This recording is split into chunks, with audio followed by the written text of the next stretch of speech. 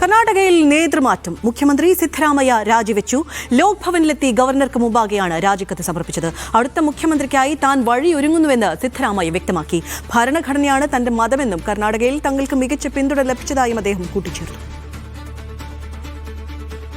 D ധനസുമോദാണ് വാർത്തയുടെ വിശദാംശങ്ങളുമായി ചേരുന്നത്.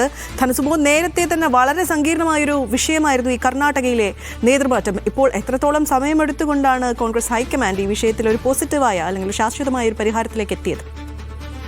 ഇത് 6 മാസം മുമ്പായിരുന്നു ഈ നേതൃമാറ്റം സംഭവിക്കേണ്ടിയിരുന്നത്. കാരണം ആദ്യത്തെ 2.5 വർഷം സിദ്ധരാമയ്യക്കും പിന്നീടുള്ള 2.5 വർഷം DK ശിവകുമാറിനും എന്ന രീതിയിലായിരുന്നു ഹൈക്കമാൻഡ് ധാരണയെത്തിയിരുന്നത്.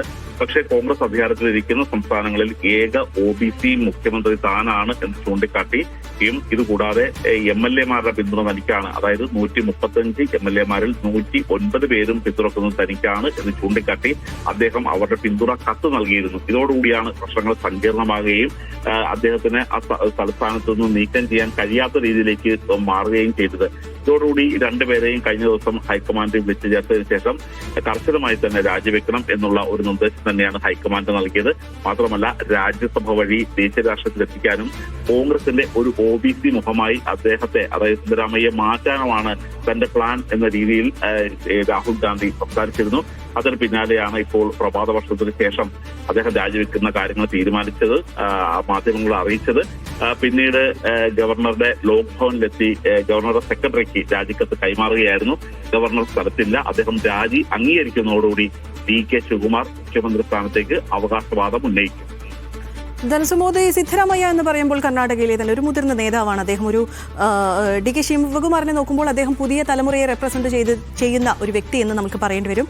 അങ്ങനെയെങ്കിൽ ഈ നേതൃമാറ്റവും മുഖ്യമന്ത്രി പദവും എല്ലാം ശിവകുമാറിലേക്ക് എത്തുമ്പോൾ എന്ത് മാറ്റങ്ങളാണ് കർണാടകയിൽ ഇനി നമുക്ക് പ്രതീക്ഷിക്കാവുന്നത്? നിലവിൽ ഉപമുഖ്യമന്ത്രിയാണ് ശിവകുമാർ. അദ്ദേഹം റവന്യൂ വകുപ്പാണ് ചുമതലയുള്ളത്, കൈകാര്യം ചെയ്യുന്നത്.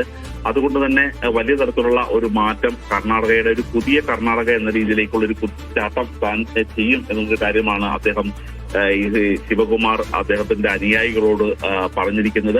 പക്ഷേ ഗ്യാരണ്ടികളിലും ക്ഷേമ പദ്ധതികളിലും ഊന്നിക്കൊണ്ടുള്ള ഒരു പ്രവർത്തനമാണ് നേരത്തെ സിദ്ധരാമയ്യയുടെ ഭാഗത്തുണ്ടായിരുന്നത്.